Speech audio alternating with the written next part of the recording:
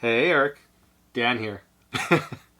I've been playing around with a new little coin concept or kind of a plot idea for a little while, and I think you might find it interesting. So, in the realm of amusement, I want to ask you a question.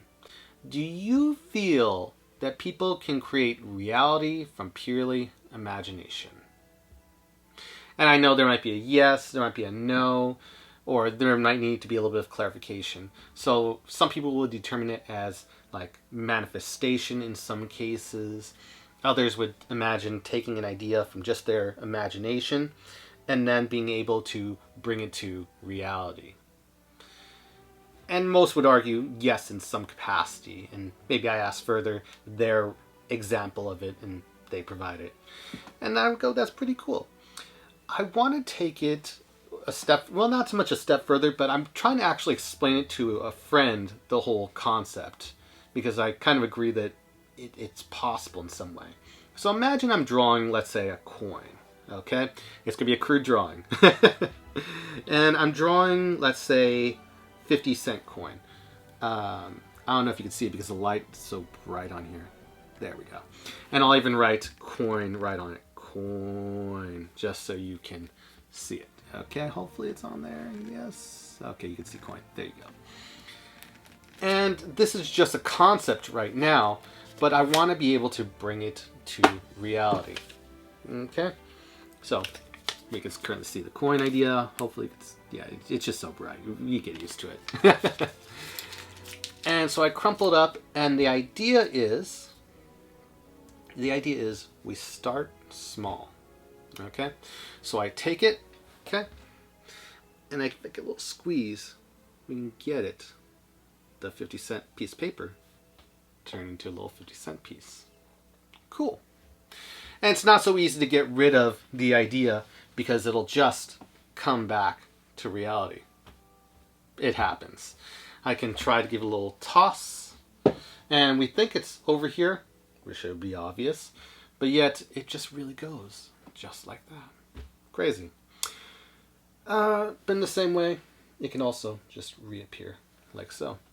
I try to get rid of the coin for once and for all, but lo and behold, it doesn't take much, no matter the depth of the pocket, for it to come back like so.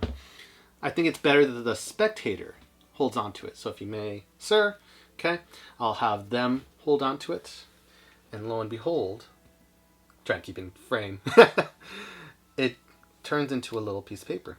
And I would say to them, your name, let's say they say Sasha or Sam. Sam, in this case, I'm Dan, and this paper has a little special message on it, or sometimes has a super cool little message on it. And then they go, dee, dee, dee, dee, dee, they open up the message. And I know it might be harder to read in this case, so I'll show it, and then I'll actually read it off, so you can actually see it. Because I think just the idea is so fun to play with. So they see it, they open it up, and I'll put it up for a second, and I'll read it off. Hopefully it comes into frame. There we go. Okay, you can pause the frame on it if you want to see it. But I'll read it off. Super cool message. You have the most beautiful eyes I can gaze endlessly into. Coffee sometime? And then there would be room for a phone number, and I put my name, Dan. And I thought this concept was interesting because, you know, you're able to do it on the cold to any female that is of your liking, or if it's a female, to the male gentleman they have a liking too. And it's a cool way to show interest while doing magic and being subtle with it. Just a cool concept that I thought might be interesting. It's like a version of Chris Randall's version that he did on his like Magic Castle DVD.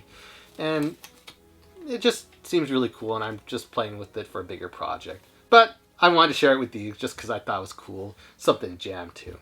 With that said, happy holidays, wishing you well, and talk to you soon, buddy. Later.